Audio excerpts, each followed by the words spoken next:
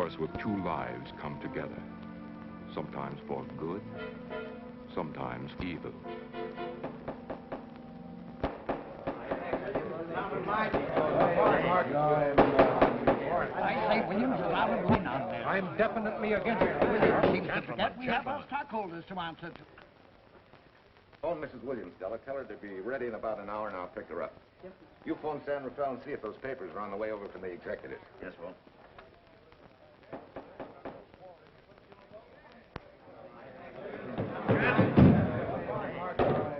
Well, Mr. Darcy, what's the score? 9? I'm afraid it is, Walt. If you think you can persuade them to change their minds, go right ahead. Gentlemen, I never interfere with stock issues, dividends, or anything else in your department. I must run my department with no interference. Either I know why and when I need more factory space, or you need another boy. And that's all right with me, too. Because I can take these plants and pick my own spot in the motor production field. You won't have to worry so much about dividends. There won't be many. Hold on. I'm sure none of us want to lose Walt. Or our dividends. Why do you say we take another vote? Now, all in favor of buying the 3 new factories signify by saying aye. Aye. Aye. Aye. Aye. Aye. Aye. An unanimous vote. Congratulations, Walt. Congratulate the board. They're the winners. Williams, if these factories are so valuable that other companies would jump at the chance to get them, how do you know that you can buy them at the price you quoted us? How do I know? I bought them this morning. Good morning. Della, I was asked to rush this up for Mr. Williams. Get my wife, Della? Your maid said she'd gone to the dentist. I gave her the message. Oh, fine. Oh, this just came. Thank you. What about those papers? They're here. Burke's checking them now. Good.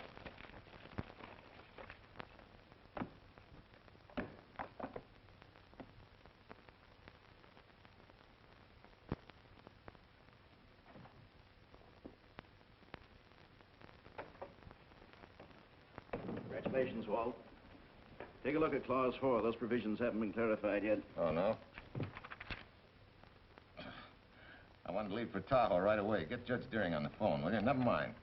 I can get faster action if I run out to San Rafael myself and stick with them till they're right. Yeah? Mrs. Williams on 3. Oh, put the blueprints of that new diesel in, will you? I want Jackson to see him. Hi, Duchess. I'm afraid now we won't be able to leave till about 5 o'clock.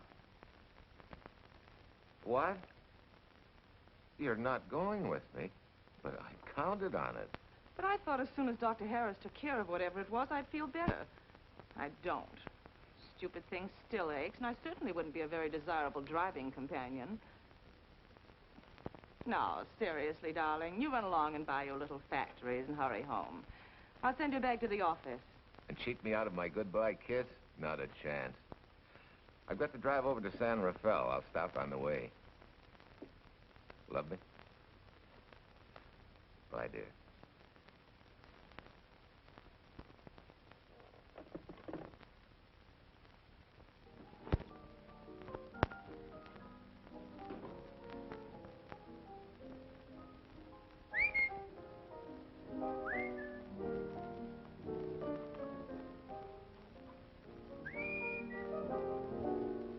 How do you expect me to whistle through a toothache?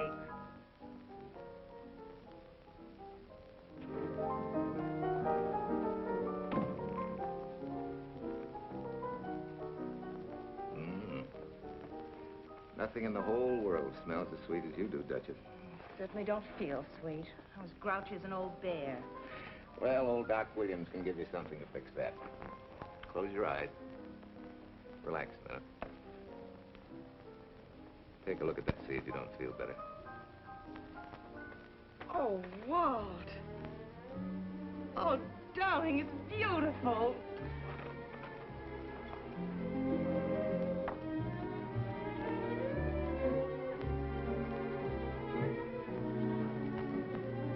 Not bad. Not bad at all. You know, to quote my wife, I like monograms on things. It shows they belong to me, unquote. When did your wife say such a thing, Mr. Williams? About 6 years ago, when I married her. She gave me the first monogrammed shirts I ever owned. Those were the words on the card. I still have it. I certainly hope your board of directors never discovers what a softy you are. They won't, don't worry. I have only one vulnerable spot. What really happened this morning? All I got out of Della was that you stalked out of the office with blood in your eye, back in no time with canary feathers in your mouth. Oh, I clipped those birds' wings, but short. No one's gonna vote me down, sweet. Not when I know I'm right. Mm-hmm. But how did you convince the board of that so quickly? With subtle hints and easy persuasion. Like this. Either I get what I want, or you get yourself another boy. And that's all right with me, too. But... Walter! What a clumsy ox. I'm sorry, Duchess. Oh, please, sweet, don't be so upset. Oh, if you could have seen your face. Oh, don't bother, dear. Sue Lynn will take care of that. Not exactly a good prescription for nerves, huh? You know, you're wrong, Dr. Williams. The way I feel now, a good catnap will probably make a new woman out of me. And if it's not going to make you too late... Yes? Well, I'm sure that by 5 o'clock I'll... Swell. I'll run over to San Rafael, get things ironed out, and be back for you by 5. On the nose. Darling, wait. That's perfectly silly. I'll take a taxi cab and meet you in Sausalito. There's a drugstore on a corner opposite the square. I'll be there at 5 o'clock and we can go straight on up to Tahoe. That'll save you all that late afternoon traffic and all that time it'll take to come and pick me up. Smart woman, my wife. Thinks of everything. Where's your bag, honey? Oh, Sue Lynn still has some things to press for me. Sure you don't mind taking a taxi? Very sure. Sweet dreams, Duchess. See you at 5. Better get going. Bye, honey.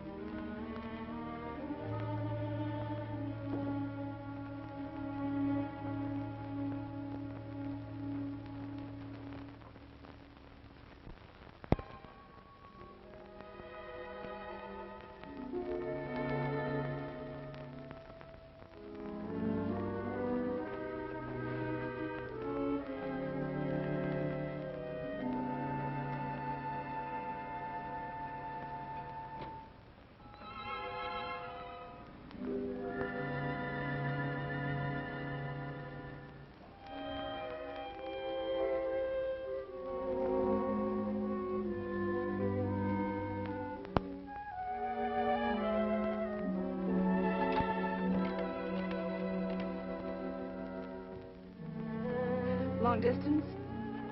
I want Berkeley 79721. Hello. Ah. Hiya, beautiful.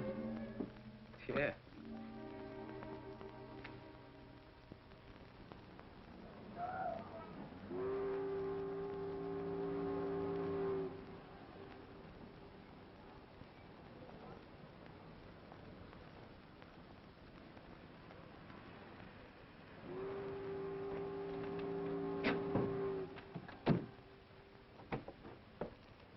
Here.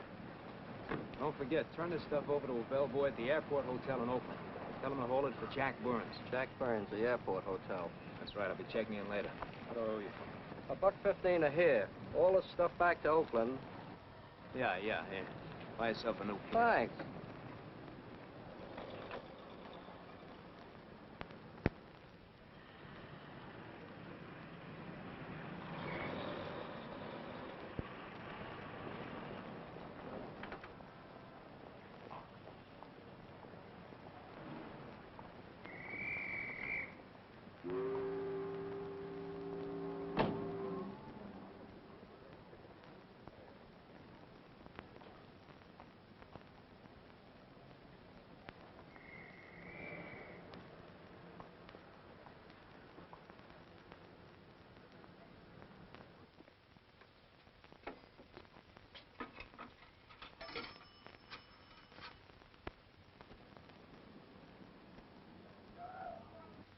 Hey, where's that new woman who was going to meet me? It's after 5 o'clock.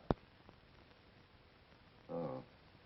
Gee, I was so sure you were going to be okay. Maybe you better get yourself another dentist, huh? Of course I understand, honey, of course. Just to prove it to you, I'm coming right on home. No, You really mustn't, darling. I'm going to be perfectly all right, really. And besides... Besides what? Well, I've done something you're not going to like. You remember Aunt Margaret back in Illinois? You mean the old gal in Evanston? I'm way ahead of you. How much? Well, it isn't money this time. It's another relative. Her favorite nephew, Jim Torrance. All of a sudden, right out of the blue, just after you left, he telephoned me from Berkeley. Okay, Judge, I'll see him when I get back. Well, you don't understand, dear. You're going to see him right away. What? Well, all he seemed to want was to be able to get back to Illinois, so I... So you buy him a ticket. That's easy. Well, it isn't. I offered to, but he got huffy and said he didn't want any handouts, and... Well, without thinking, I told him we'd pick him up and give him a lift as far as Denver. I won't say I'm good for you, but where do I find this guy? Well, he should be there right now. I told him to be on the lookout for a cream-colored roadster, just in case we fail to recognize one another after all these years. Oh, darling, you're such a lamb. You sure you forgive me? What do you think? Well, I'd better run along, or Cousin Jim might get nervous. Take it easy, sweet, and miss me, will you? I do already. Don't drive fast. And please take care of yourself. Softy. Goodbye.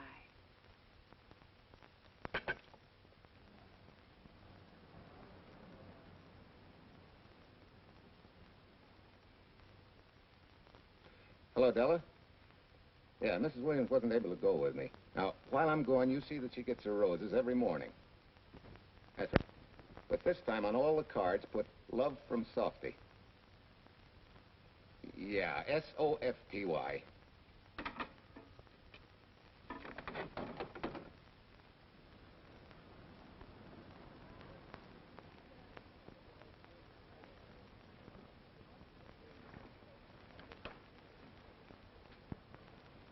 Hello. You must be Jim Torrance. Yeah, that's me. I'm Walt Williams. Hiya, Jim. Hi. Where's Irene? Oh, she's a little under the weather at the last minute. Worse luck. Oh, that's too bad. I was hoping I'd see her. Yeah, I'm disappointed, too. Where's your luggage? Oh, I'm wearing it. Less trouble that way.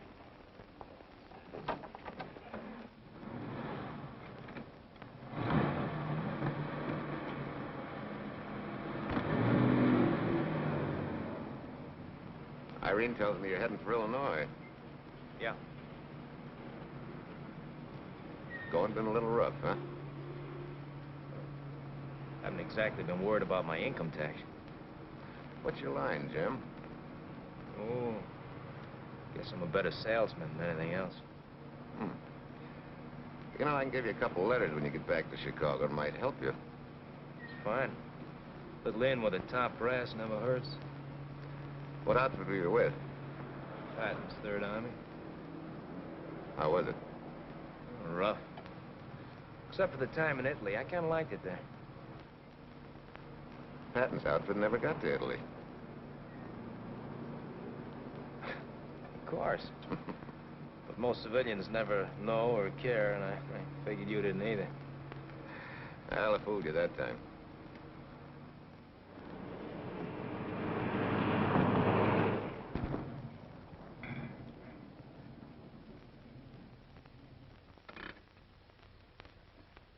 Our last chance to chow for a while. How about it?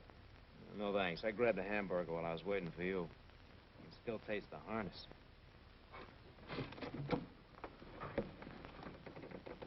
Sure you won't change your mind? No, I'm gonna grab a little shut-eye. Thanks.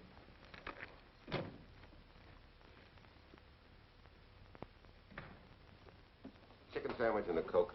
One chicken sandwich. Chicken sandwich coming up.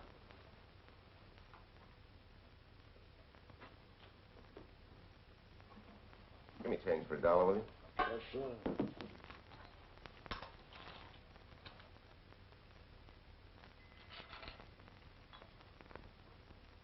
Thanks.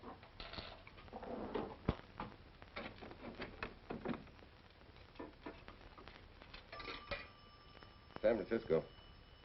Klondike 2, 6714.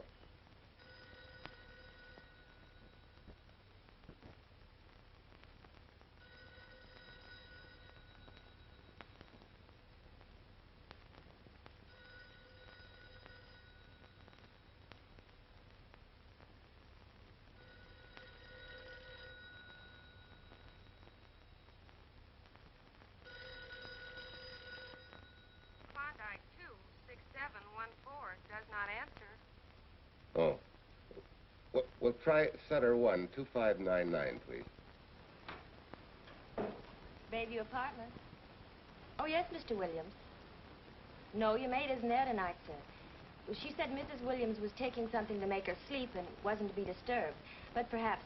No, don't disturb her. Just leave a message that I won't forget about a certain problem. Mm-hmm. I think I have it, sir. You want her to forget all about a certain problem. Softy, is that S-O-F-T-Y, sir?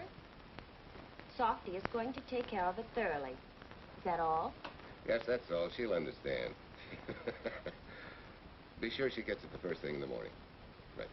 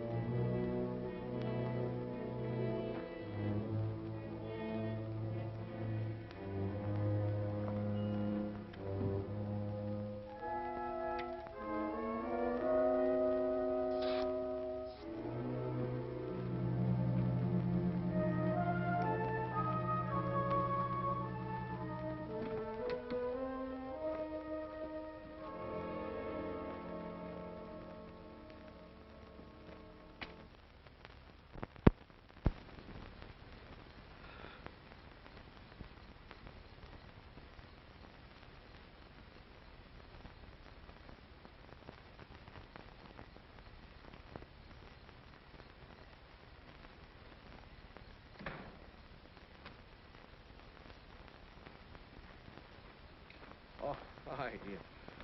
It's been so long since I've been behind the wheel of anything but a Caterpillar or a Jeep. I had to find out what a real buggy feels like. Why don't you drive for a while? Oh, swell. Nothing would suit me better.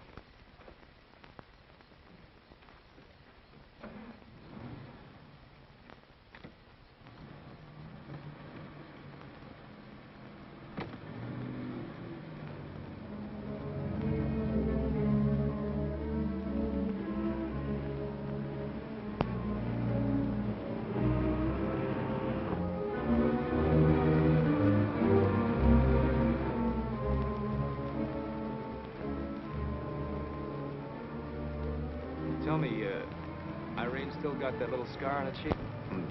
The one she got from the fall? Yeah. You can hardly see it now, though. How'd you know about that? She just got it last summer. Thought you said you hadn't seen her for years. Oh, from Aunt Margaret, of course. How else? She always sends me the news in her letters.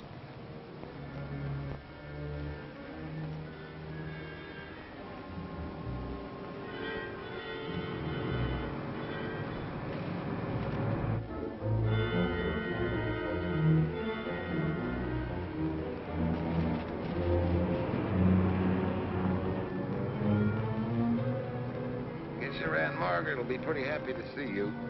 Irene says you're the favorite nephew. Afraid my lovely cousin was just giving me a build-up for your benefit. You don't know Irene. Maybe not.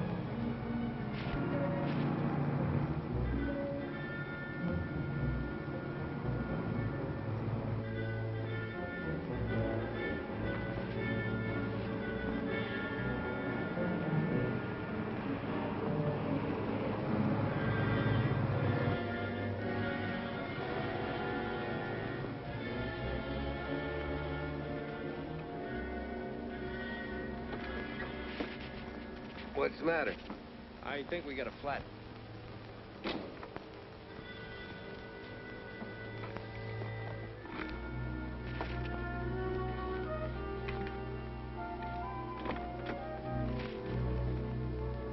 Yeah, flat as a flounder. Well, let's get to work. Hey, look out there, young fella. It's quite a drop.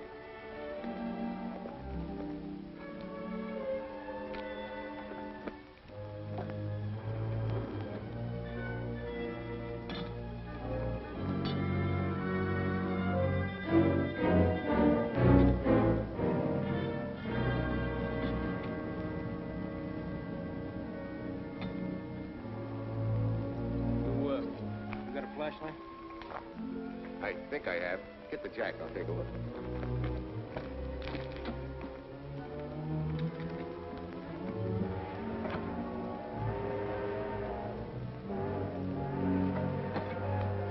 Did you find it?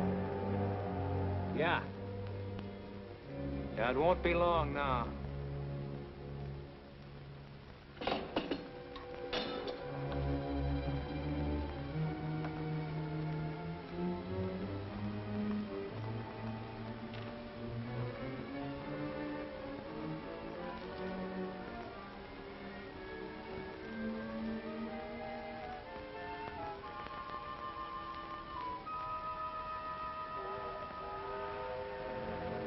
Come on, let's get going. Wait a minute. Did one of your cufflinks fall off? Huh? Well, something dropped. I heard it fall right down there at your feet. Hmm. Well, you must have rolled under the car.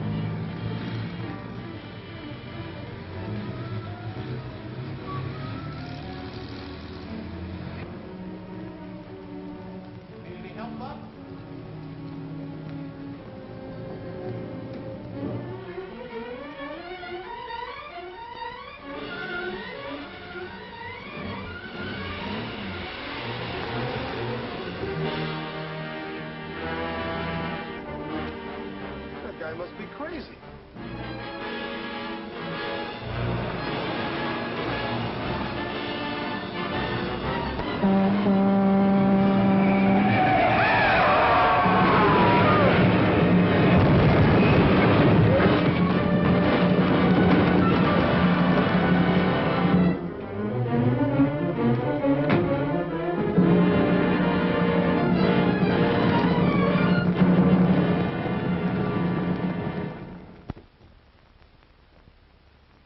Now, in case my husband should be late and have to rush for his plane, this will be taken care of. Thank you. Tell Mrs. Burns at 302.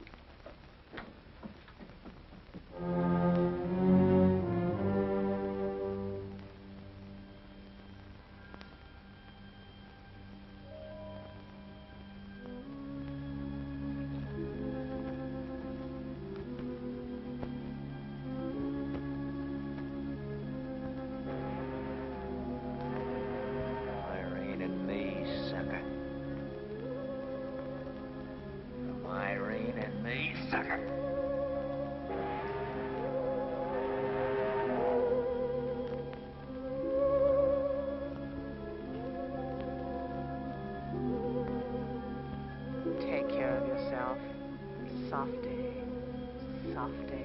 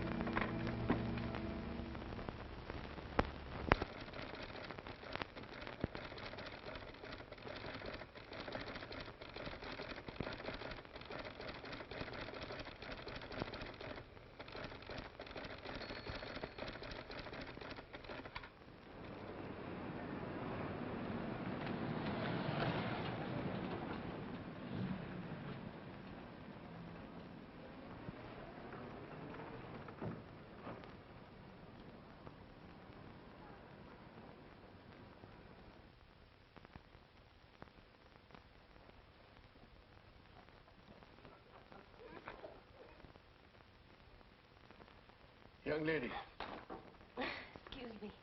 I want to see Mrs. Walter Williams. I'm sorry, sir, but she left orders not to be disturbed. I'm sorry, too. Lieutenant Deceit of the police department.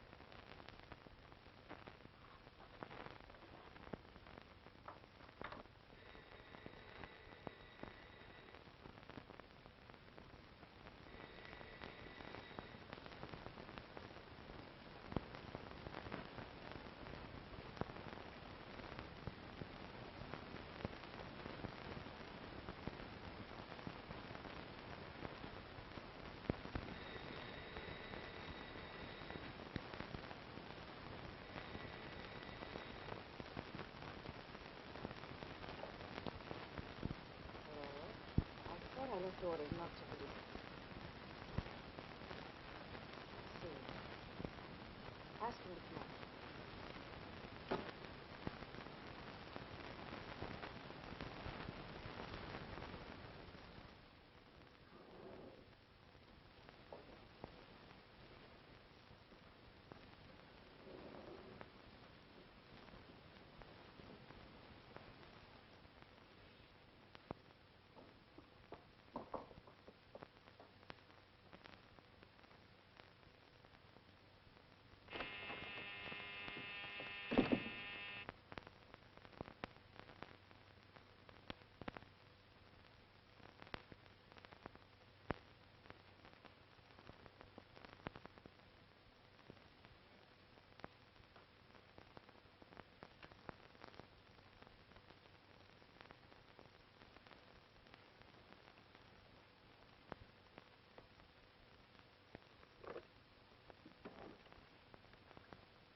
Yes?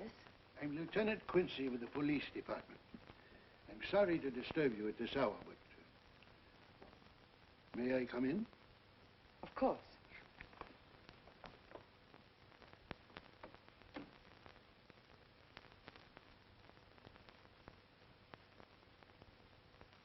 Well, Lieutenant? Did your husband go on a motor trip late this afternoon? Why, yes, he went to Denver on business. Why? Was he driving a packet roadster? Yes? Is anything wrong? I'm afraid there is.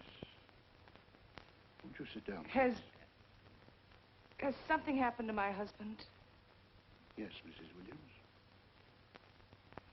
He's dead, isn't he? Yes. Oh, Walt, I knew something like this would happen. I begged him time and again not to pick up hitchhikers. But it wasn't a hitchhiker, Mrs. Williams. It was just an accident. He ran into a truck, a gasoline truck. You mean there was fire? He must have been driving pretty fast. I don't think he felt anything after the crash.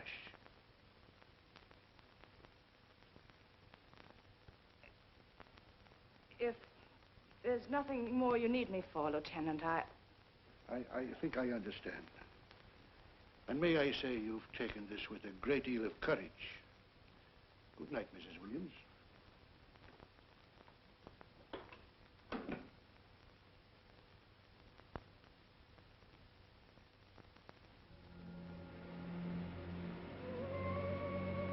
take care of yourself. Softly. From Irene and me. Softly.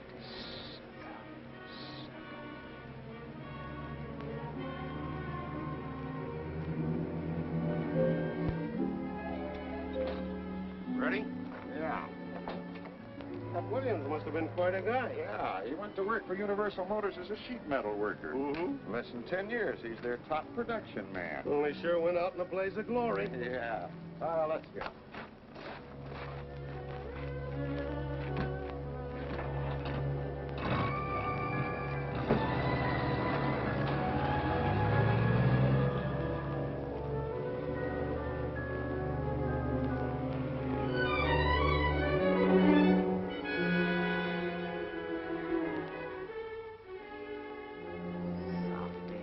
From Irene and me. Sucker. Sucker. Sucker.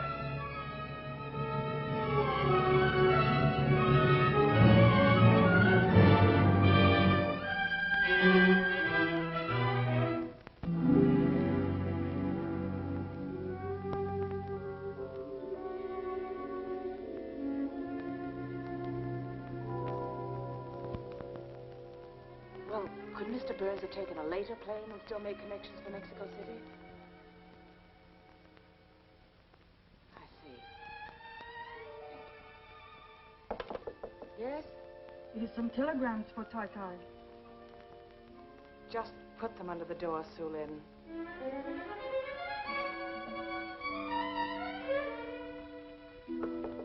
Please, Tai Tai, a policeman Quincy most anxious to see you. Ask him to wait, Sue Lin.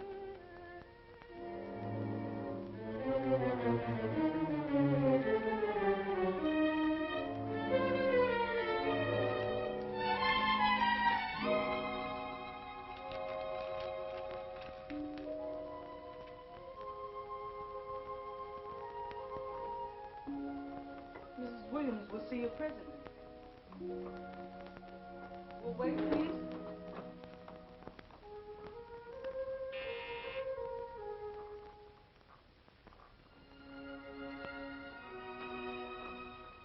Flowers from Mrs. Walter Williams. Thank you.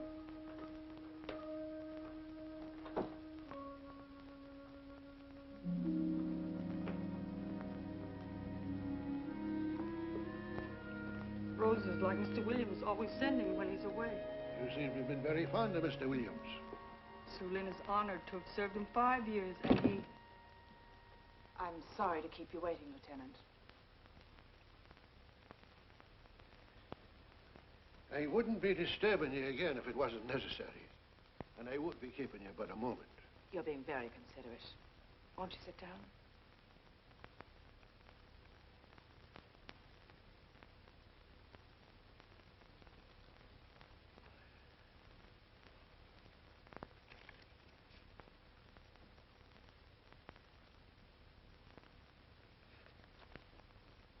Everyone's been most thoughtful. And why shouldn't they be? Forgive me. I'm all right now. What was it, Lieutenant? The state police would like to have some information. They found some wavy skid marks for quite a distance on the road, as if the car had been out of control when it crashed. Tell me, was Mr. Williams a reckless driver? Why, no.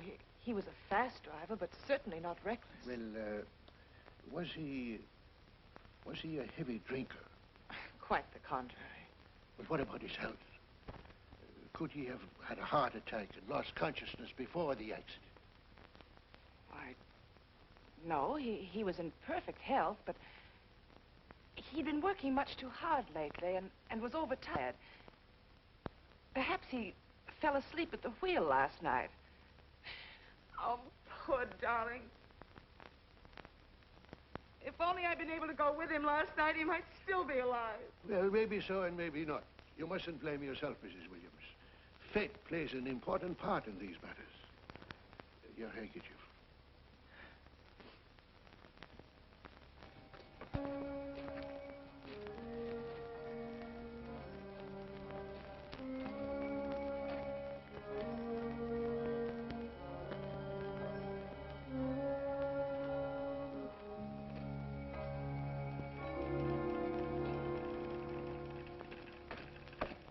When's the next train to San Francisco? 10 a.m. tomorrow. You sure there isn't one sooner? No, I'm sorry.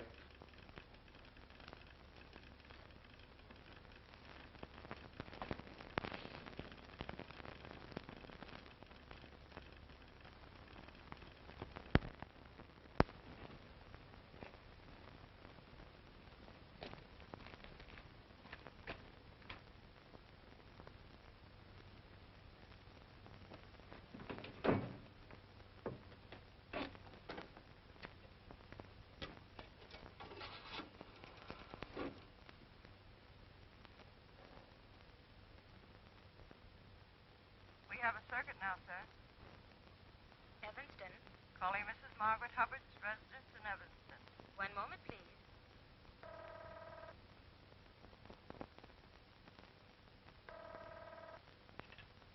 Hello? Mrs. Margaret Hubbard? Yes? Who's this? Long distance. I have a call from Mr. James Torrance.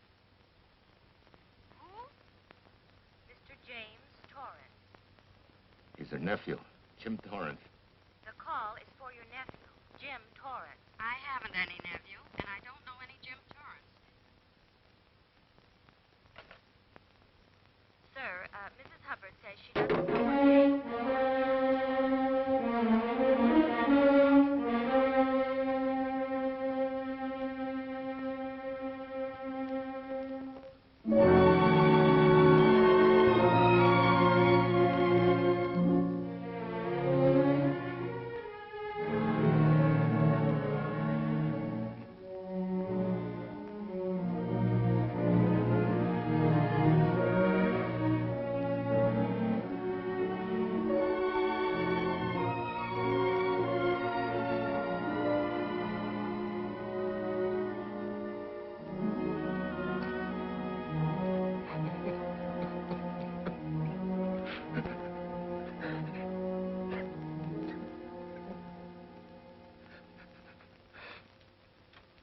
What's the matter, son? Looks like you need a doctor. Doctor? I can't leave the station, but old Doc Bender's just across the road there. Yeah. Doctor? Think you can make it? Yeah. I'll make it.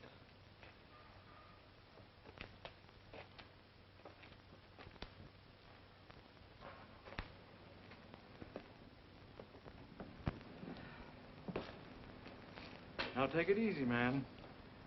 There's some concussion there. You've got to watch your step for a while. Yeah.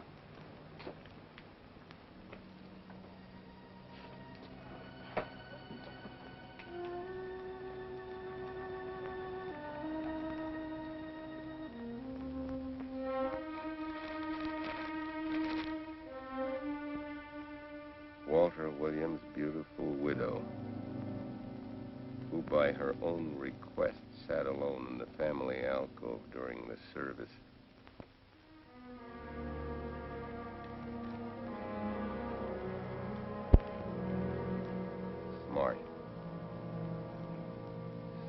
have caught her licking her chops.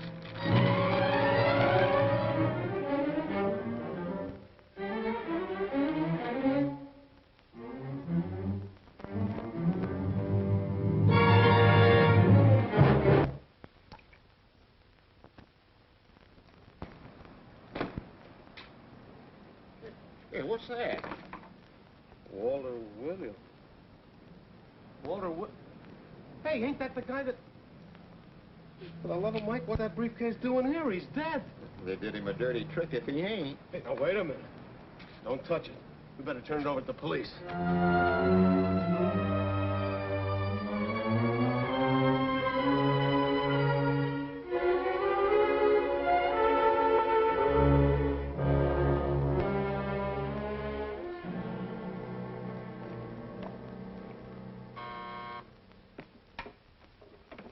Homicide, Captain Callahan. Oh, yes, Chief. The dope just came in from Washington. The fingerprints are those of a James Torrance. Yeah, I'm putting Quincy on it. Right. This sort of opens up a new can of peas on the Williams accident. There's the FBI reporting the guy. Playing with the lady's affection seems to come natural with him. All you got to do, Quincy, is find him. Yes, that's all I got to do. Last known whereabouts of Jim Torrance was in a moving van somewhere between Sacramento and Points East. Hey, wait a minute. Last known address, care of his sister, Mrs. Joseph Rossetti. Irving Apartments, Berkeley. Well, what are you waiting for, Quincy? Let's go. Torrance leave any forwarding address? No, he said he was going to send it to me. Sorry to trouble you. Oh, Lieutenant, if you should happen to hear from him, will you let me know? There's an unpaid telephone bill and a bundle of laundry. Laundry. Let's have a look.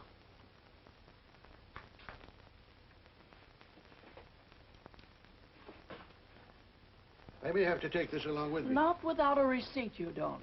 You mean you don't trust the police? In my business, you don't trust anybody. Mine, too. Holy St. Valentine's Day. Look, he had the same thing on his shirts, too.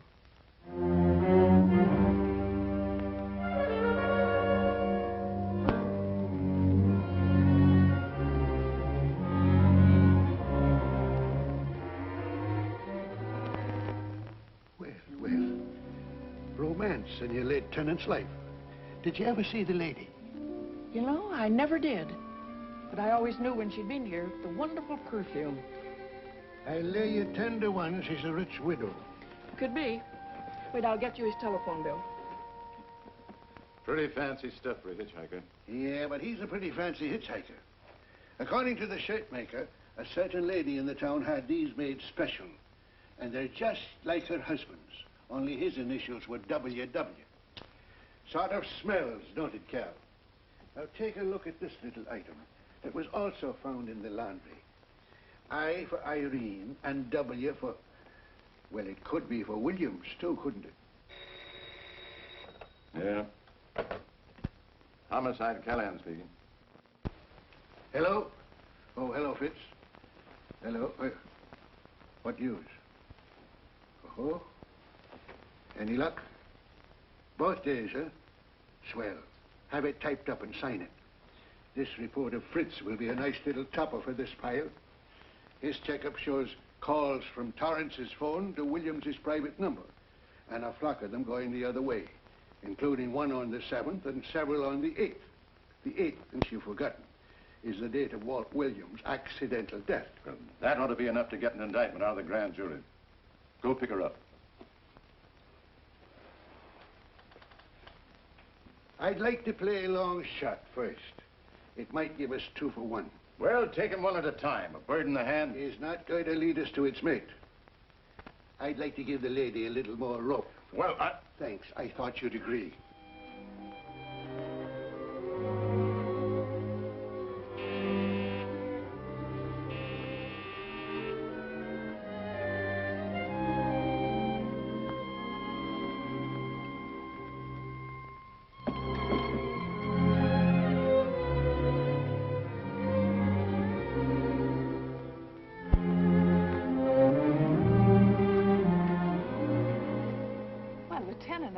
You just caught me. I'm glad. I have some rather startling news I thought you should know before it hits the headlines. Come in.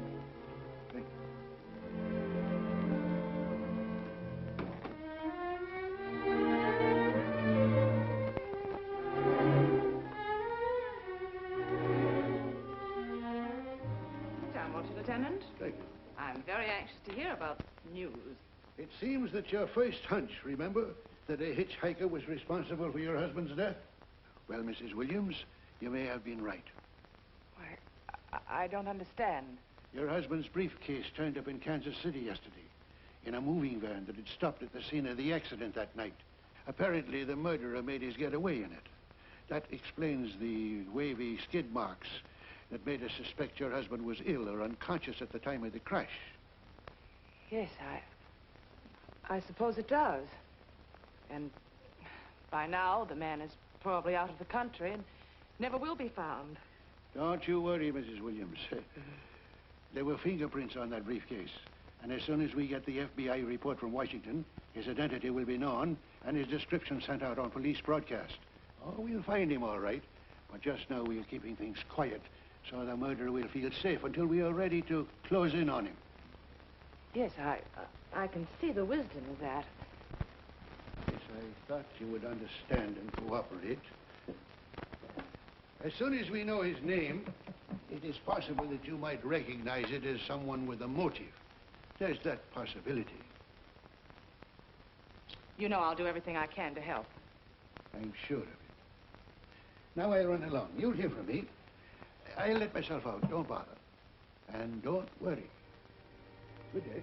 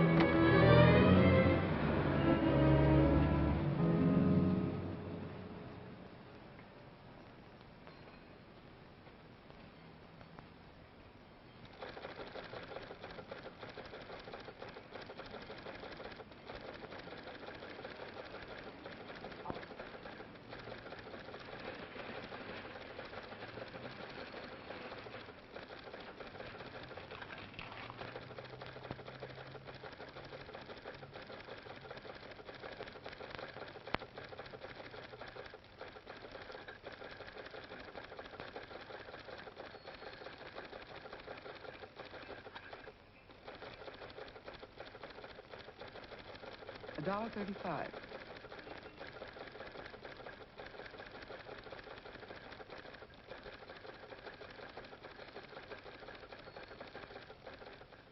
See, everything after the letter J in the first name has been obliterated by heavy writing over it. The only impress letters legible are those between words or before them, like RNS at the end of this name here, and the Hotel Santa here before the word Evanston. Well, Tom, don't you think it's about time you retired?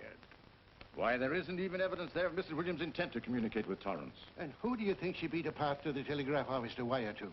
The League of Decency? I'll tell you what I think, that you should have brought her in when I first told you to. By the time we get her now, she'll have figured out a way to tip Torrance off. He'd be that much tougher to find. Not unless she's tipped him off from your office. Ernie's got her on ice waiting for you.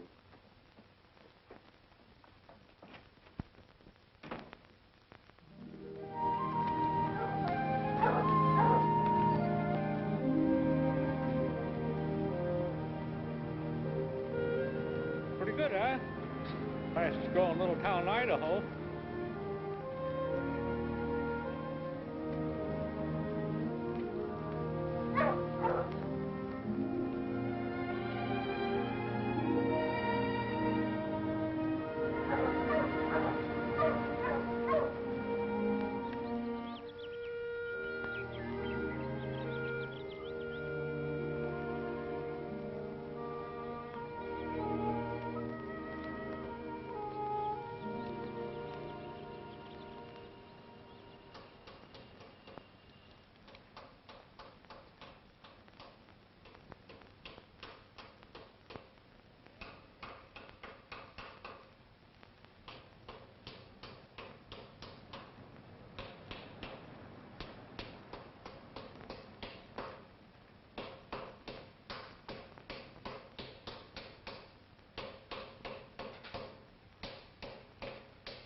Have a heart, son. You trying to wreck that engine?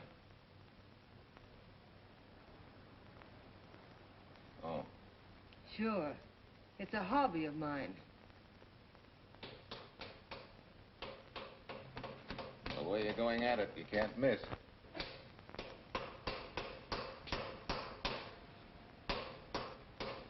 Here. I just can't let you ruin that beautiful motor. Start her up.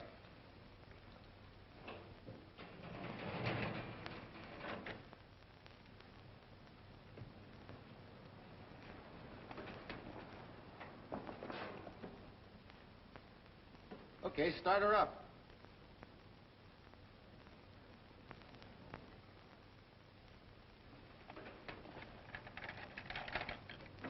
Shut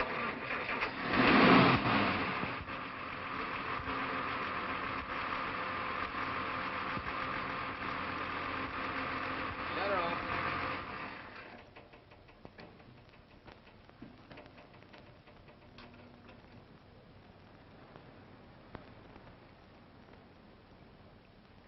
You're certainly not a mechanic by trade. Hands like that. Maybe it's a hobby of mine.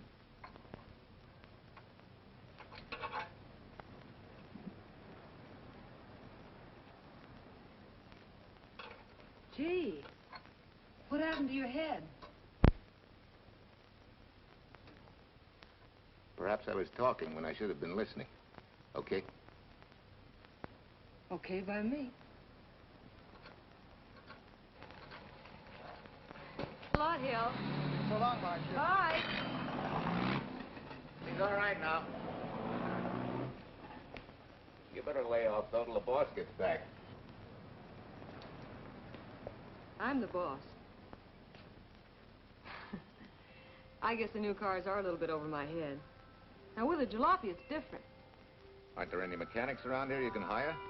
No, they all went over to the new factory in Mansville. I guess they got better wages.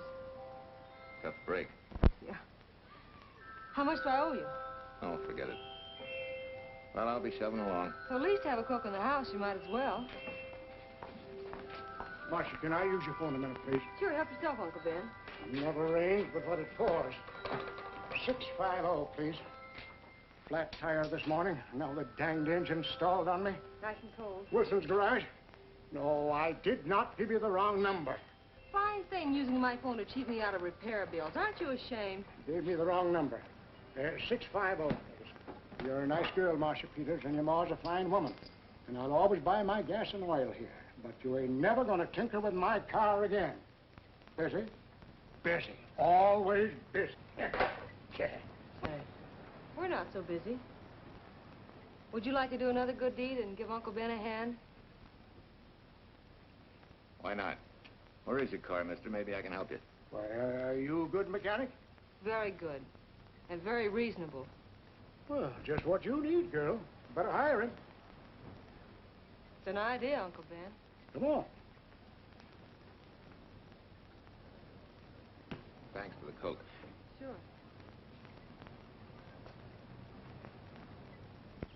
Well, I got Uncle Ben fixed up all right. Nothing but a sticky carburetor valve. Bye. I hope he paid you. What for? It only took a minute. You're certainly not money-conscious, stranger. There. This is no kind of work for a girl. But somebody has to do it if I want to stay in business. And I want to.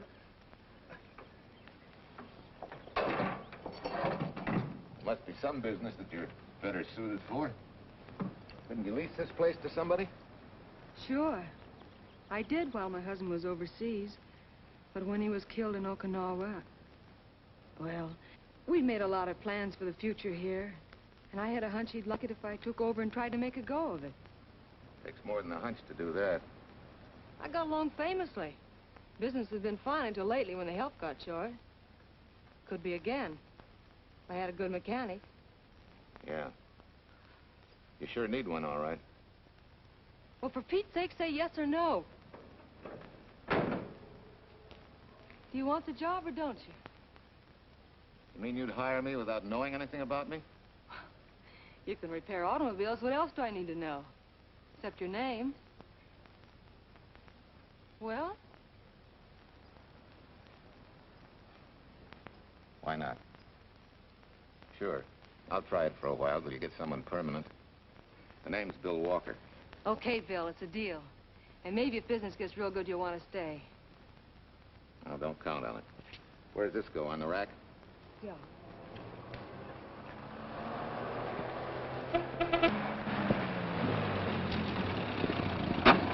Marcia! Marcia! It happened! It's a boy, 8.5 pounds. Pair of shoulders like a prize fighter. Well, congratulations, Papa. How's Jane? Ah, perfect. Everything's perfect. Gotta get down to the store and tell the gang. Almost forgot. Oh, gee, thanks, Ed.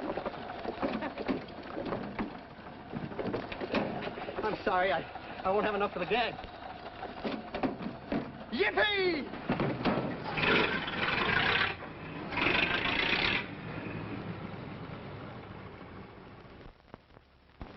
Maybe you can use this token from the slightly delirious new father. Thanks. Say, we haven't settled the matter of wages yet. Maybe I can't pay your regular salary. Suppose we leave that open till you find out how much I'm worth to the business. Doesn't seem to be any business right now. Might be a good time for me to get rid of this beard and find a place to board. We live right next door. I'll go ask Mom. She'll know of a place. Sort of a peaceful house. I noticed it this morning. Oh, gosh, I forgot. She's down helping Mrs. Wellesley with her canning. Mom finds homes for everything from stray cats... To stray mechanics? Well, you're not a stray anymore. I'll go phone. Pearl, 674, please. Hello, Miss Westler. May I speak to Mother? Hi, Mom. I've got some good news for you. I hired a man for the station. Yeah. No. Nobody we know. He's from out of town. Needs to place a board. You got a good one up your sleeve? Okay. Says she has to meet you first to come home for supper. Huh? And you like apple or cherry pie? Cherry. Cherry it is, Mom. See you later. Now I gotta get rid of this. Hey, where's the nearest barber shop? The one and only, just up 2 blocks. Tell Judd you're working for me. When you get back, we'll close up and go home. Thanks.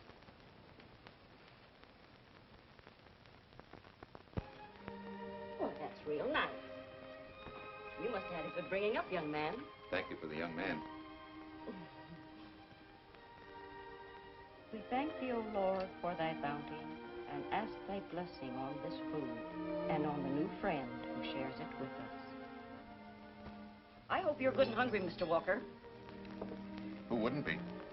Marcia, she eats like a sparrow, with all the hard work she does, too. May I have your plate, please? Well, she can start taking it easy now. Boss, the help. Thank you. She never takes anything easy. Has to put her whole heart and soul into everything she does. Well, now that you're through with me, Mom, how about Bill? Have you thought of a place for him to stay? Well, why can't he stay right here? We have a spare bedroom going to waste. And I think you like my cooking. Like it? That's very kind of you, Mrs. King, but it seems an imposition. Imposition? Nothing. That's good business. I can get back what I pay you in board and room. Well, Marcia, what a thing to say. If you'd like to stay, we'd like to have you. We have some more vegetables. Mrs. King, you have a boarder. May I have a biscuit, please? Oh, excuse me.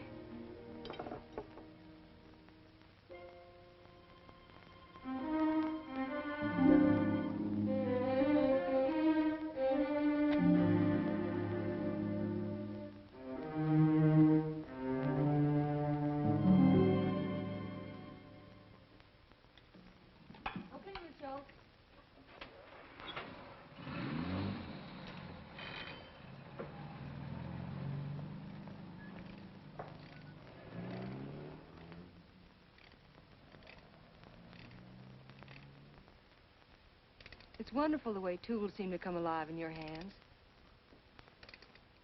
You seem to sort of come alive, too. As though you got real pleasure out of working with them. I do. When you're doing a job with them, you can't think of anything else. Bill, if something's bothering you, why don't you get rid of it? What would you prescribe, doctor?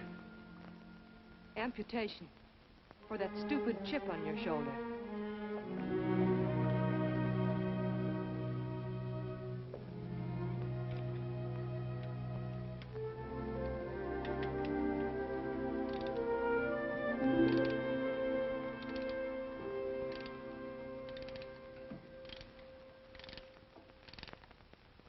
What you need is a ring job. Save yourself some money. Gee, Bill, with the baby and everything, I just can't afford it now. Oh, we'll take care of that. Hey, boss. How's Ed's credit? Good enough for a ring job? Well, sure, if I can hold Junior as collateral. Oh, not a chance, fella. Never mind her. I'll do it on my own time. Oh, thanks, Bill. Maybe we'll see you tonight, huh?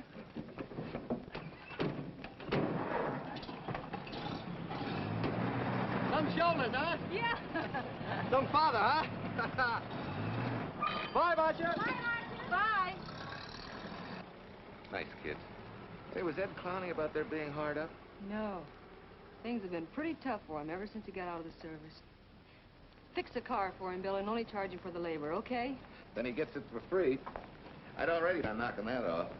Say, we could make it an anniversary present. Anniversary of what? Junior's arrival, and mine, 3 months ago today. Time certainly flies. That was a lucky day when you came to MP service. Your work's been bringing in a lot of business. I'm glad of that. Hated to have fallen down on Mom and you. Say, look, boss, why don't we three celebrate tonight and go to the movies? Ed said he and Jane were going. Well, that lets Mom out. She'll be babysitting. I'd love to go, Bill. I haven't been in ages. Here's your opportunity. Go to work.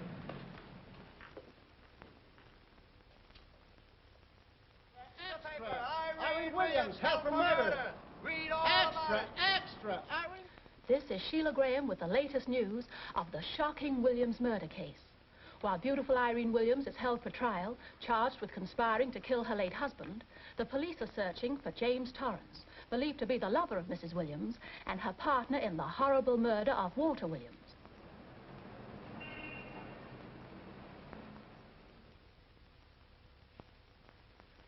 If I'm handling your case, my dear Mrs. Williams, I want 1/3 of everything you get. You're out of your mind. You don't realize what I'll get as Walt's widow. Perhaps you don't realize the spot you're in. Torrance's fingerprints were found not only on your husband's briefcase, but, in a manner of speaking, on your reputation as well. There's a detective named Quincy, a very smart cookie. He isn't exactly for you. Frankly, Mr. Warner, I'm beginning to wonder if my attorney is for me. Underestimating the enemy's ammunition would scarcely be wise. Now, if we can get to trial before Torrance is found, he'll never get a conviction. But... But what? If he shows up, we may have to fry him. Oh, no. Let's not cross that bridge until we have to. But if it comes to a choice, we're not going to burn, are we?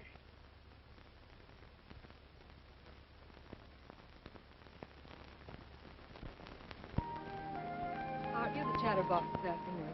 What about this afternoon? Oh, I'm sorry, boss. I guess it was wool gathering. You're supposed to do that in the spring. Is there anything you don't know? Yes. What's San Francisco got that we haven't? Better newspapers, for one thing. Anyway, California's supposed to be the land of opportunity. I thought that by now you liked it here. I do. Very much. It's a good town. Nice people. Swell boss. Thanks. We like you, too. No fooling, Bill. You'd be surprised how many people ask questions about you. What kind of questions? Oh, where you came from, do you have any family, and do you like it here, and are you going to stay? Al Knox asked me at the movie last night if you wanted to join the volunteer fire department. Just interested, friendly things. I suppose it is natural for people to wonder about a stranger who moves into their community, like I did. You know, I've been thinking, maybe it wasn't such a good idea, you and I going to the movies last night. It's all right being seen in the station and here with Mom, but... You get used to that in a town this size. They're always trying to marry people off. You just ignore it, and after a while they forget about it. I'll go get cleaned up for supper.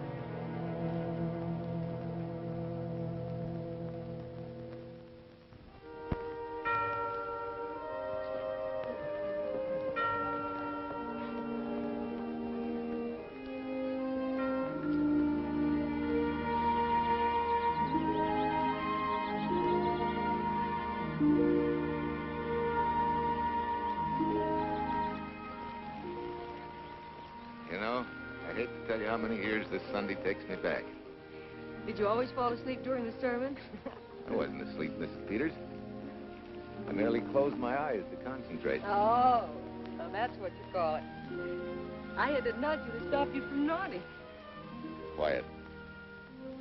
You're disturbing my reminiscent mood. Even smells the same. Could be the same bees buzzing in the same clover.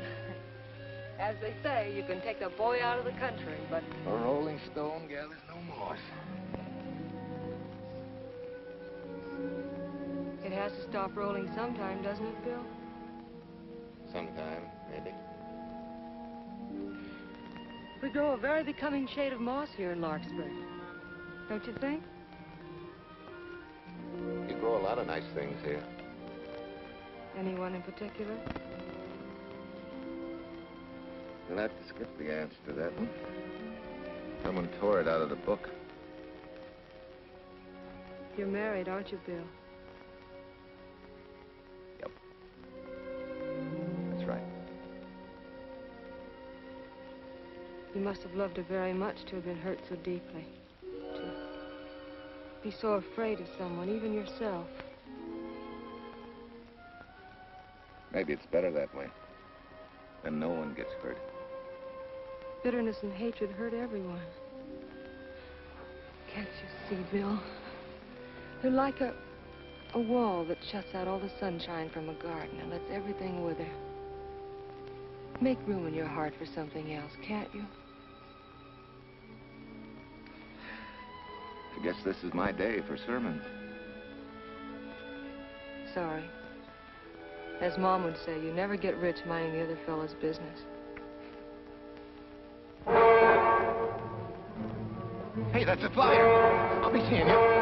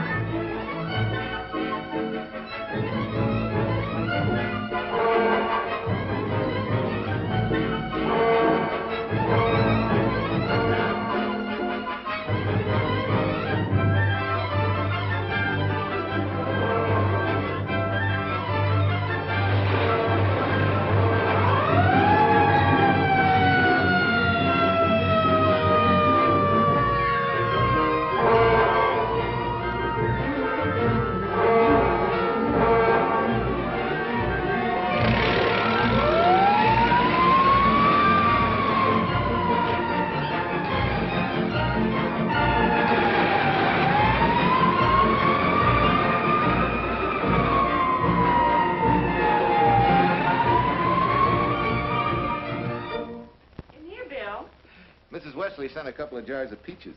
Said you helped her can them. Oh, thank you. When I delivered the doc's car, he insisted that I have a bite with him. Where's the boss? Took the book back to the library for me. Huh? What a day. Hey, what's the idea? Are you darning my socks? Well, I thought a drawer full of holy ones isn't doing you much good. I found it when I put fresh papers in your bureau yesterday. You have a heap of things that need mending, haven't you, son? Does Marcia know? Do you think I'd tell her? This is your problem, Bill. Because I found out about it doesn't give me the right to tell anyone else, not even Marcia. When you trust folks, you trust them, and you give them a chance to work out things the way that seems right to them. How can one little woman be so big? Don't forget, it's a lot easier to be tolerant and understanding at 50 than it is at 25. Yeah, Mom. I'm going next door for a while. Grandma Thompson's ill.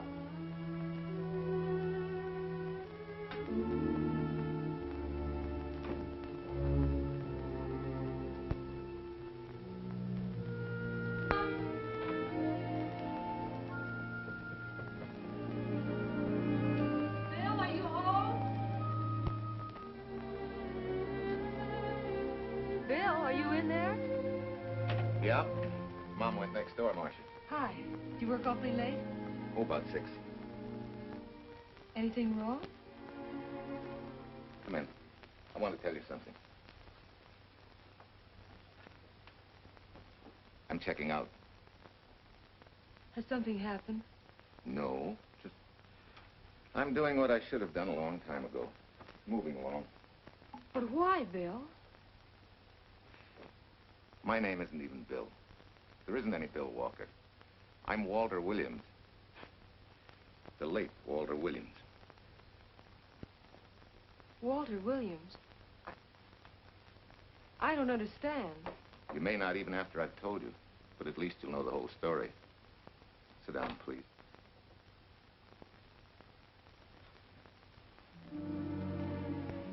Finally, Larkspur.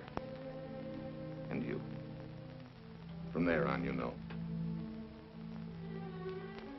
I'm glad you're going back to make things right. Going back? Wild horses couldn't drag me back. What are you going to do about your wife? Nothing. You're going to let her go to trial for murder? Oh, no, Bill. Why not? She tried to kill me, she and her cousin. But they didn't. Who says they didn't? Let them try and prove it. No matter what your wife did, she can't be tried for something that didn't happen. Oh, Bill, can't you see? You bet I can see. She deserves everything she's getting. Sorry part of it is they'll never convict her. No, Bill. The sorry part is you're not big enough to take a hard jolt to your pride and to your ego. Sure. It hurts to be tricked and cheated by someone you loved and believed in. But that doesn't give you the right to take justice into your own hands, to trample on the hearts of others and walk out on life. A barren, frustrated boyhood. A marriage to a woman who accepted my love, yet despised me so thoroughly she resorted to murder. I'll never think of our moments together without nausea. I feel stripped bare, degraded. Even me.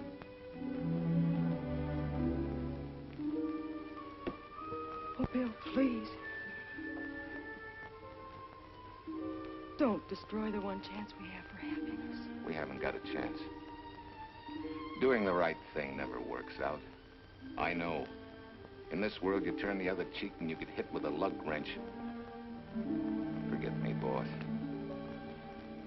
Try and forgive me.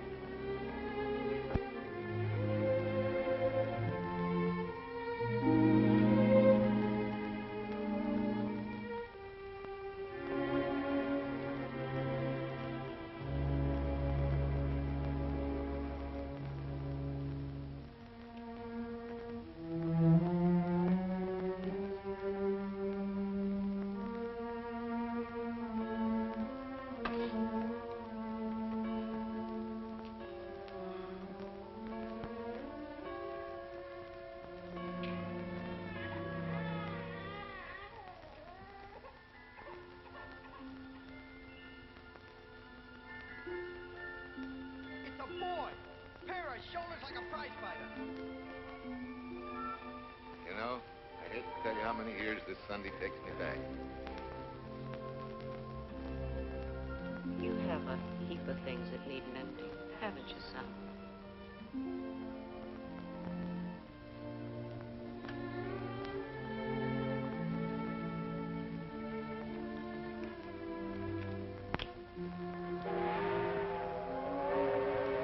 Take care of yourself.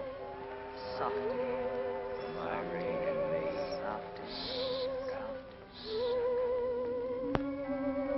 You're not big enough to take a hard jolt to your pride and to your ego. Sure. It hurts to be tricked and cheated by someone you loved and believed in. But that doesn't give you the right to take justice into your own hands. Trample on the hearts of others and walk out on life. Oh, Bill, please.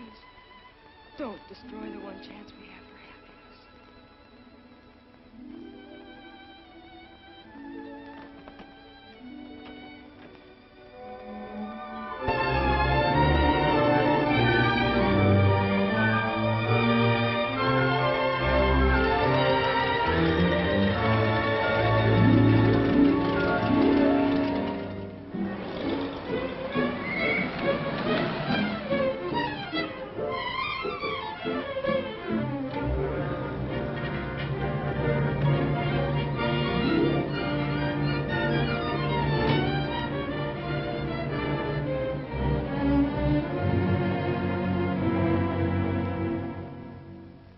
Mrs. Peters was kind enough to come along to substantiate at least the Larkspur portion of what I've told you.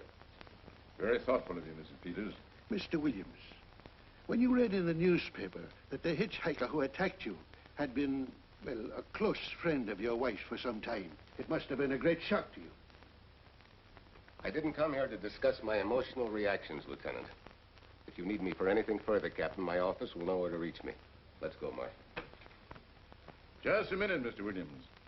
We'll need your signed statement for the grand jury when we ask for your wife's release. It won't take long to be typed. Yeah. All right.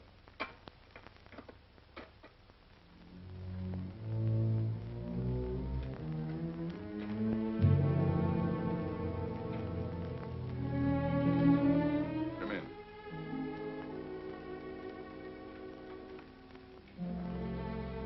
Sit down. Mrs. Williams, we have news for you. Really? I can scarcely wait.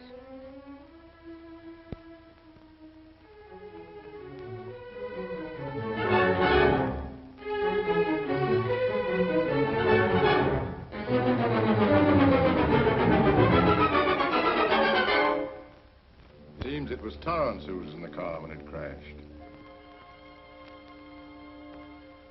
Jim?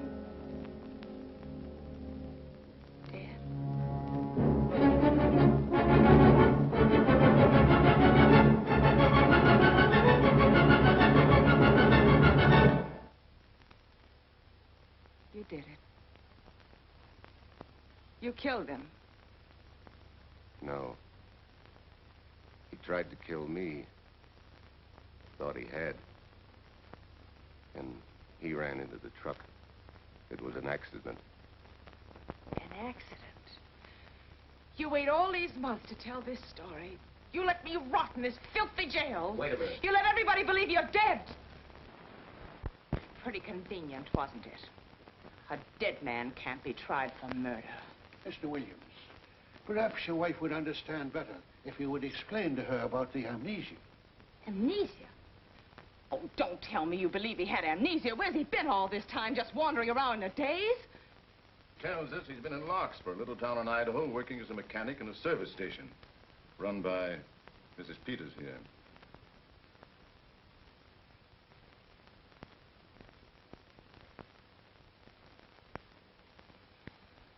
I understand perfectly. Now that my chance for happiness is dead, I suppose you'll demand the divorce I begged you to give me so that I could marry Jim. That's fantastic. Yes, isn't it? After you telling us that the man you picked up was a perfect stranger. Well, that's not true. The time and place for meeting Jim had all been arranged. I must advise you There's a law that a wife can't testify against her husband. There's a law against murder, too, but that didn't stop him, and nothing's going to stop me until I'm through. It's all right with me, Captain. Go on. Talk your head off.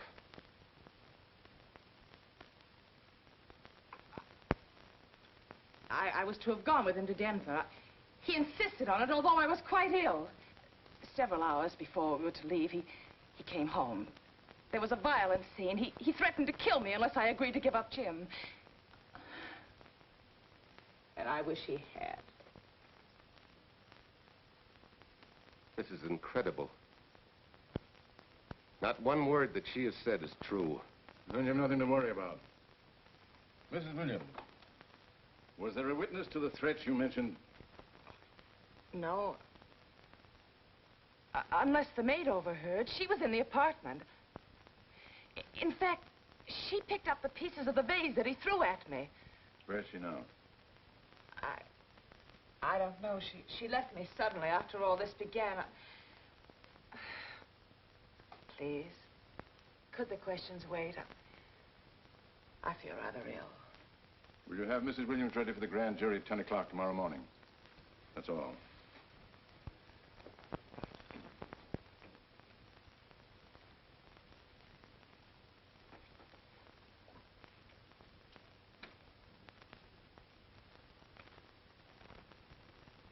We're going to hold you too, Williams.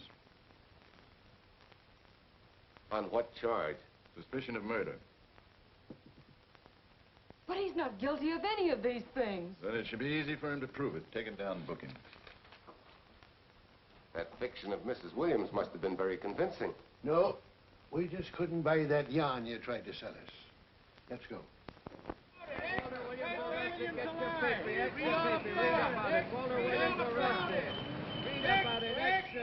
Watch me, wife, freed and murder charge. Extra, get your paper. Walter Williams charged with murdering wife Bubba. Extra, get your paper. Irene Williams goes free.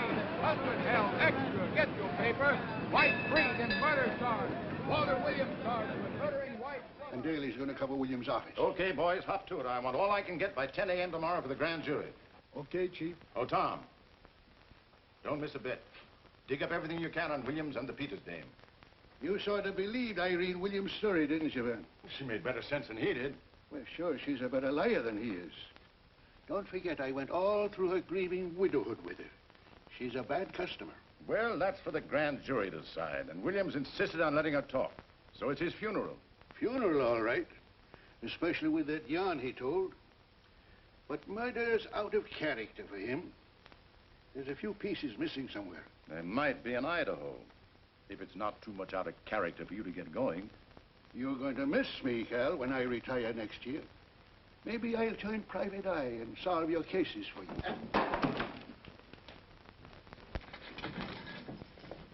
Mr. Williams? Thanks. Sort of deal from the bottom here, don't you? Sorry, Williams. Okay, Williams.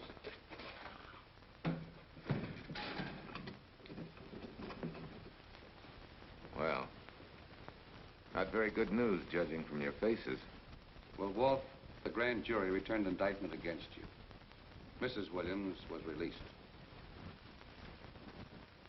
I see. Now, don't you worry, Walt. We'll have you back at work where you're needed, and in short order. Come on, Eldridge.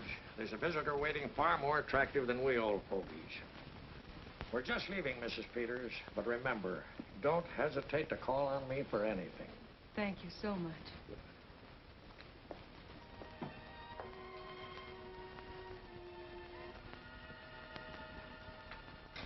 Hi, boss.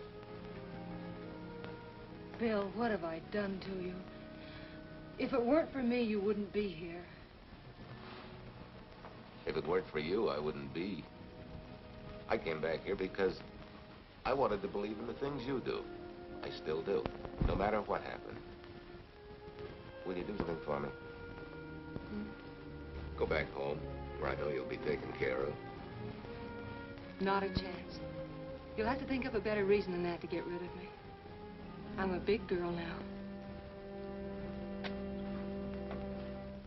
I've just been to Larkspur, Williams, where I found these newspaper clippings.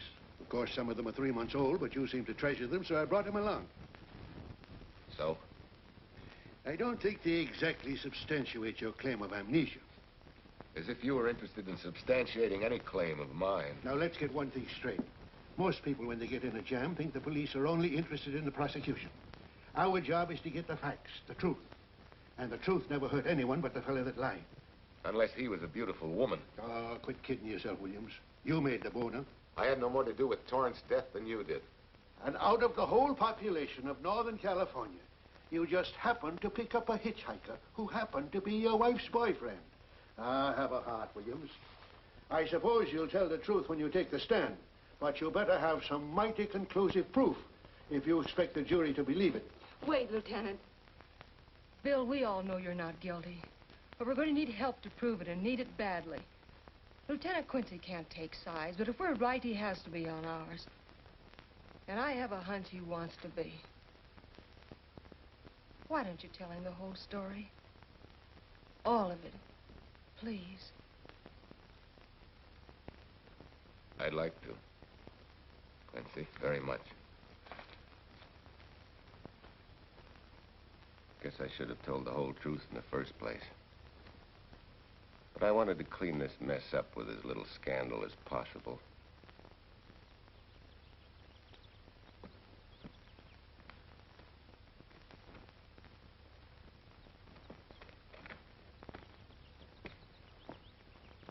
Well? No sign of the lug wrench or anything. My dear Mrs. Peters, will you please stop trying to be a detective? How many times do you think the police have combed this spot for any kind of evidence? Now, be a nice girl. Take Mr. Williams' advice. Go back to Larkspur. What time is it? It's only 4 o'clock. We still have time to go back to town and go on our hunt for Sue Lynn. Now, look here, young woman. You've had me on the run since early morning. But, Lieutenant, the maid seems to be our only hope now. We've got to keep looking till we find her, that's all. That's all? Wait. She was naturalized, wasn't she? Suffering chopsticks. Quincy, you dumb flatfoot. This Sue, what's her name, was Chinese born. If a port of entry was San Francisco, there'd still be a file on her, photo and all. Let's go. Back to town. Immigration.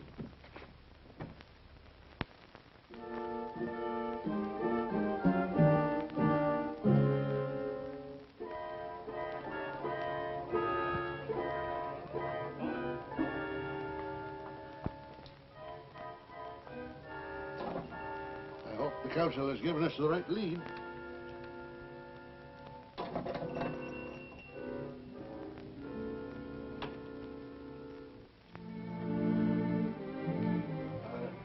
You are Singh? Understand? You savvy English? Also French, Italian, and Hebrew. May one ask what is desired? We're looking for Su Ling Chung. The Chinese consul said you were her uncle and might tell us what she is. This daughter of my brother, has she offended the honorable police? Oh, no. They just wanted to ask her some questions about Mr. Williams, the man she used to work for. Ah Singh's heart is heavy that he cannot lead you to her. But things that are not known cannot be told. Well, if you hear anything of her, report it to headquarters.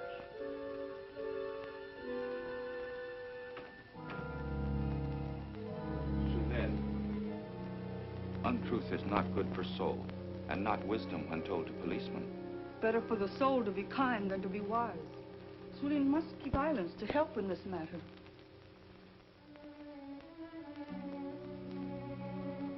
You know, you're quite a gal.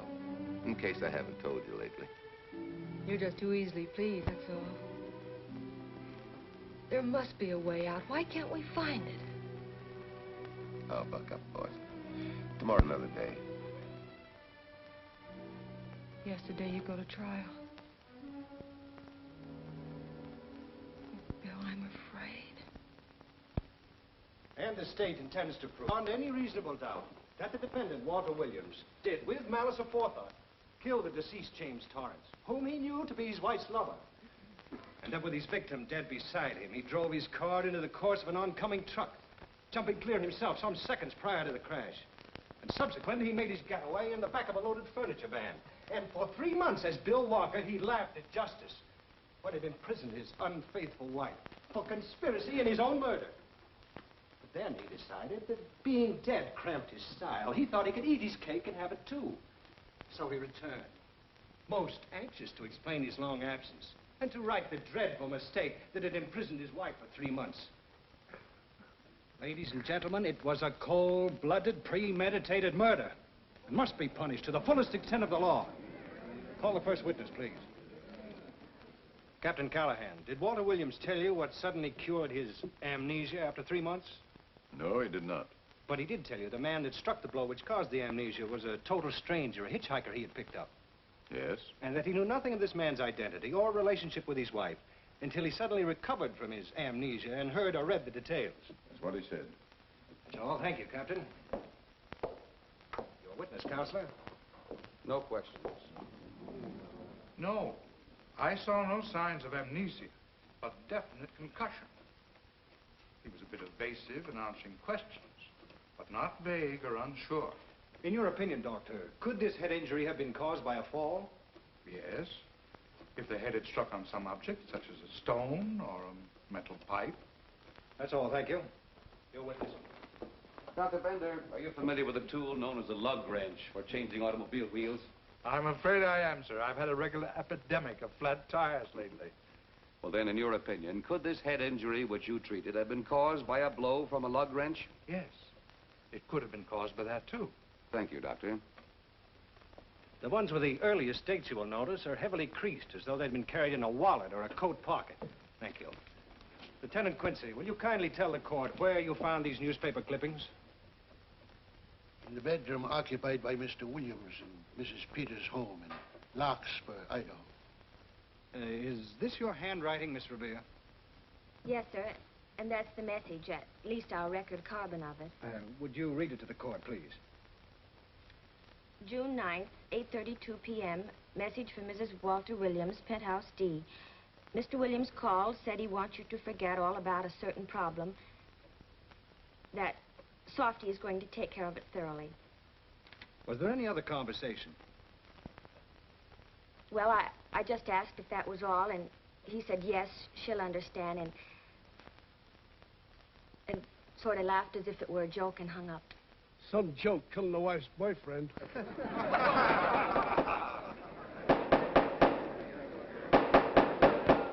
is the state versus Walter Williams. All the rounds so far have gone to the prosecution, and it was a grim-faced Williams who was returned to his cell this afternoon.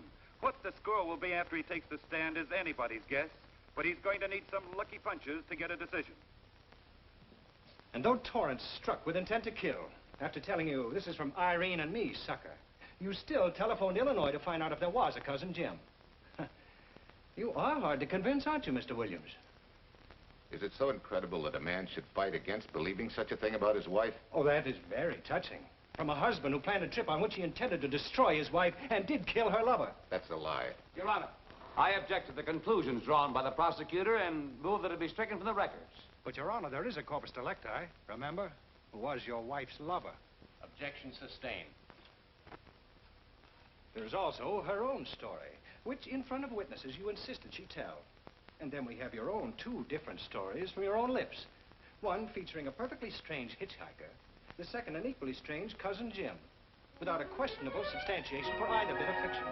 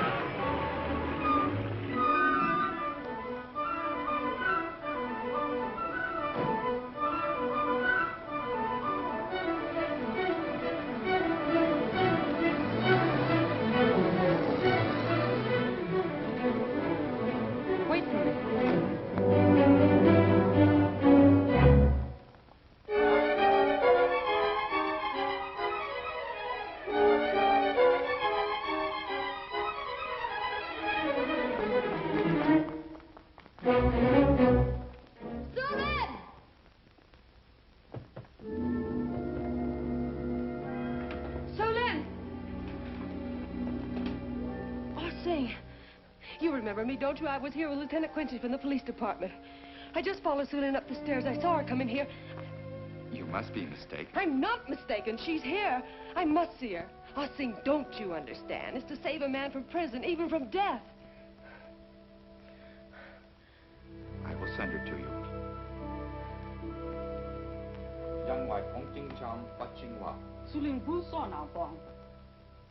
Oh, Sue Lynn, we've been looking for you all these weeks.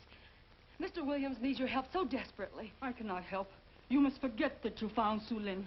Forget it? But you're his only witness. You're the only one that can help. Not as a witness. Only with silence can I repay his great kindness to me and my family in China. Why? For I heard other things. That most unhappy day, from Mrs. Williams' bedroom, his voice very loud and angry. A flower vase broken to pieces. He can explain all that. They do not believe what he's already told. That I heard anything would do harm. Don't you see?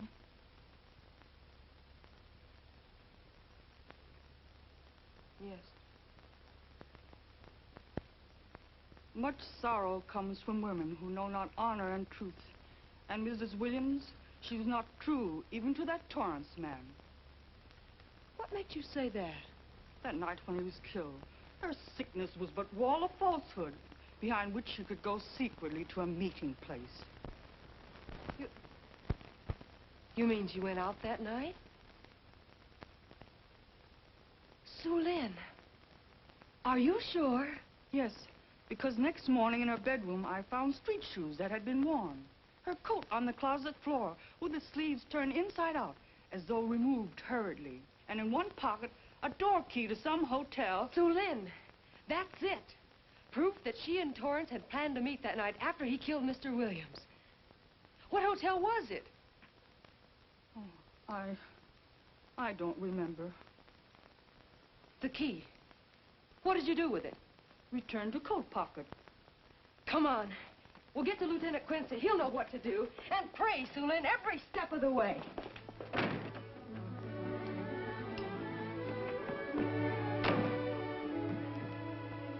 Now hold everything. Even if this long shot don't work out, we'll just keep on pitching.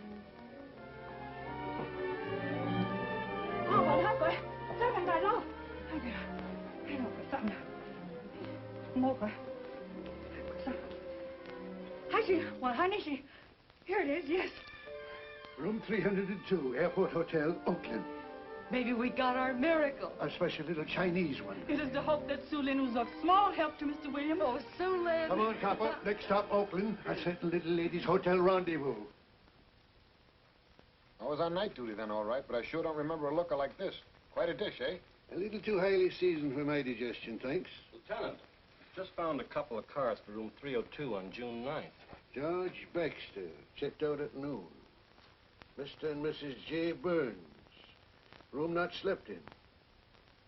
J. Burns. Burns. Look, Quincy.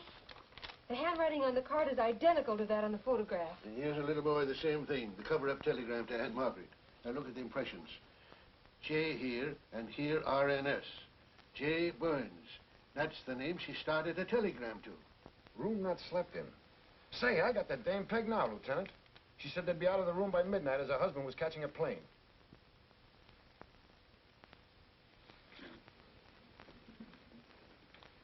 But Quincy... Reservation for Sam Andrews. Yes, sir. This ties it all up, doesn't it? Yeah, like a greased pig. What do you mean? We've got the evidence now, the proof. Of what? Sue Lynn's theory that Irene was playing the field? This evidence only proves that she came here to keep a date with a man named Burns. We can't even prove that he didn't keep the date. But you know he didn't. There wasn't any Burns. It was only a name that she and Torrance used. Fine. If you can prove that, Williams will be free. But none of this will prove it. Sorry, copper, but we are just up another blind alley. Well, ain't. Yes, sir. There's a couple of sample cases from Mr. Sam Andrews came up from the station this morning. Take them to Parlor B right away. Sure thing, sir.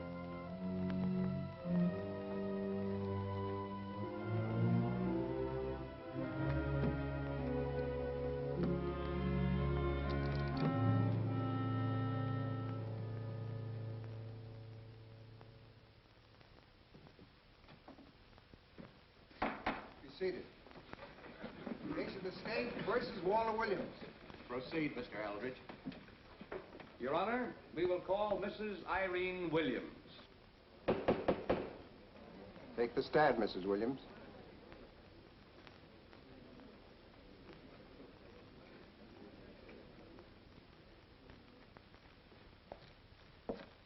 Raise your right hand. Do you solemnly swear that the testimony about to give in this cause to be the truth, the whole truth, and nothing but the truth, so help you God? I do. Hey, what cooks? The defense calling her? Mr. Eldridge, what's the purpose in calling this witness? Merely for purpose of identifying handwriting. Now, Mrs. Williams, this photograph of you... Was stolen from my apartment. So, according to the inscription, to Walt, my adoring and adored husband, Irene, this belongs to Mr. Williams. This is your handwriting, isn't it? Of course. I'm touched that he should have wanted it so badly. And this telegram, addressed to Mrs. Margaret Hubbard, is that also your handwriting? It is.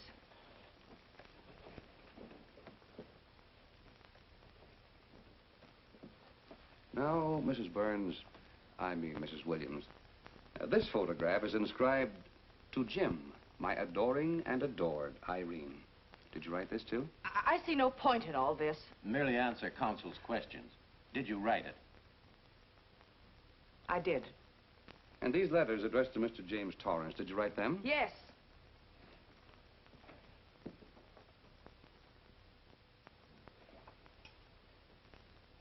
And this monogrammed garment, a gift from you to Mr. Torrance? Why must I be tortured again by all this? I never made any secret of my love for Jim Torrance. That's why he's dead. Your love for Jim Torrance. Yet on the very night he was killed, you had a rendezvous with a man named Burns, didn't you? I don't know what you're talking about. I don't know any man named Burns. I was at home that night, very ill. Oh, yes, the sleeping pills.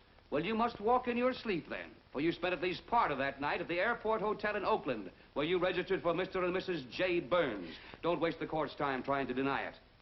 This is the registration card that you signed at 9:20 p.m. And there's the room clerk who assigned you to room 302. And this, Mrs. Williams, is the key to room 302, which you very carelessly left in the pocket of a coat which was found in your closet yesterday. All right, I was there. Now are you satisfied? Not quite. This J. Burns, Mrs. Williams, is his first name Jack? Yes.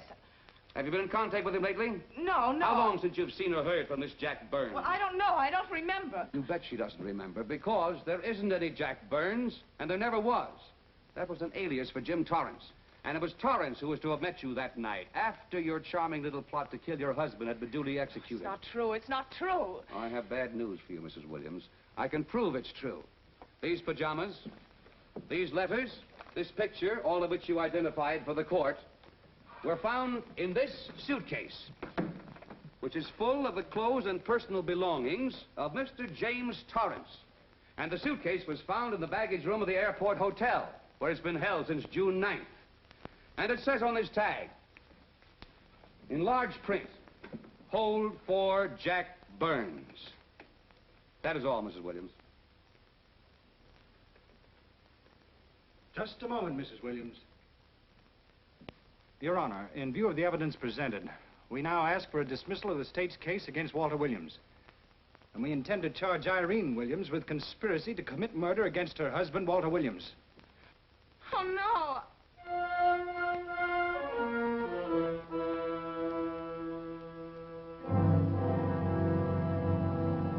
The case against Walter Williams dismissed. Court adjourned until 2 o'clock. Well, that's that, Walt. Congratulations, Mr. Williams. I haven't the words for it, Quincy, but we could never have made it without you. Ah, sure you could. You know, son, right always wins if you give it a little push. Especially when you get a copper like this one to do the pushing. Well, I'll be seeing you. You know, it'll seem kind of strange being able to eat and sleep without someone getting in your hair all the time. Oh, fine, Walt. We're looking forward to having your hand on the wheel again. The Denver plants are waiting for you to open them. You think you can make it in the morning? How about it, Counselor? You bet you can. Oh, good. Well, I'll be running along. Well, you think you like Denver? It's okay by me, boss. Yes. Impact. The force with which two lives can come together. Sometimes for evil, sometimes for good.